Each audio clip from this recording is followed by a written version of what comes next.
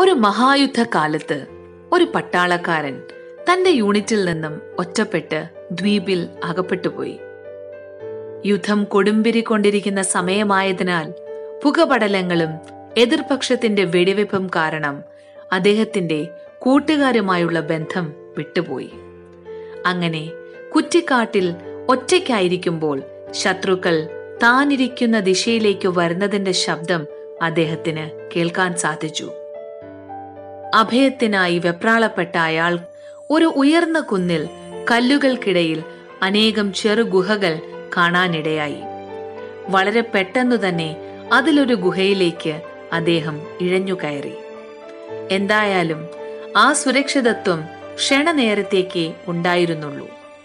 ശത്രുക്കൾ അദ്ദേഹത്തെ കൊല്ലാനായി ആ കുന്നു മുഴുവനും അരിച്ചു പെറുക്കുവാൻ ആരംഭിച്ചു.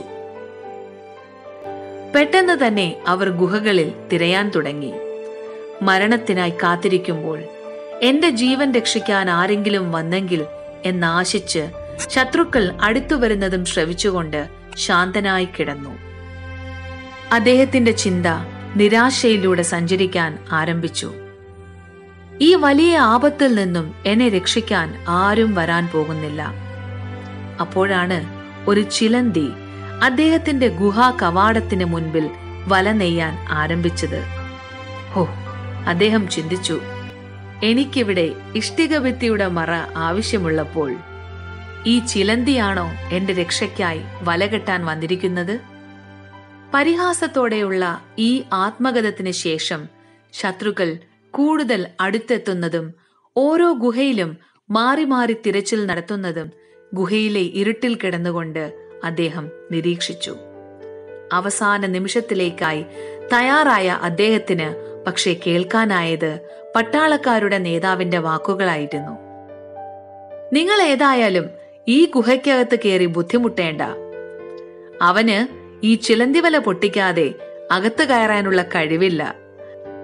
ആരെങ്കിലും ഇതിന്റെ അകത്ത് പ്രവേശിക്കുവാൻ ശ്രമിച്ചിരുന്നുവെങ്കിൽ ഈ വല ഇതിനോടകം പൊട്ടിപ്പോകുമായിരുന്നു. നേതാവിന്റെ വാക്കുകൾ കേട്ടതും ഗുഹയിലോട്ട് തുറച്ചു നോക്കിക്കൊണ്ട് അവർ സ്ഥലം വിട്ടു. പെട്ടെന്നു തന്നെ രക്ഷപ്പെട്ട ആ പട്ടാളക്കാരൻ ഗുഹാ കവാടത്തിലെ ചിലന്തി വലയെക്കുറിച്ച് ബോധവാനായി. അത് കുറച്ചു കാലമായി ആ ഗുഹയിലോട്ട് ആരും പ്രവേശിച്ചിട്ടില്ല എന്ന തോന്നലുണ്ടാക്കാൻ കാരണമായി. അദ്ദേഹം നിർവികാരതയോടെ ആ ചിലന്തിയോട് പറഞ്ഞു, നിന്റെ ചിലന്തി വല ഇഷ്ടിക ഭിത്തിയേക്കാൾ ബലവത്താണ് എന്ന കാര്യം മറന്നുപോയി. ചില അവസരങ്ങളിൽ നിസ്സാരമെന്ന് നമുക്ക് തോന്നുന്ന പലതും നമ്മുടെ ജീവിതത്തെ തന്നെ മാറ്റിമറിക്കാൻ കഴിവുള്ളതായി തീരുന്നു.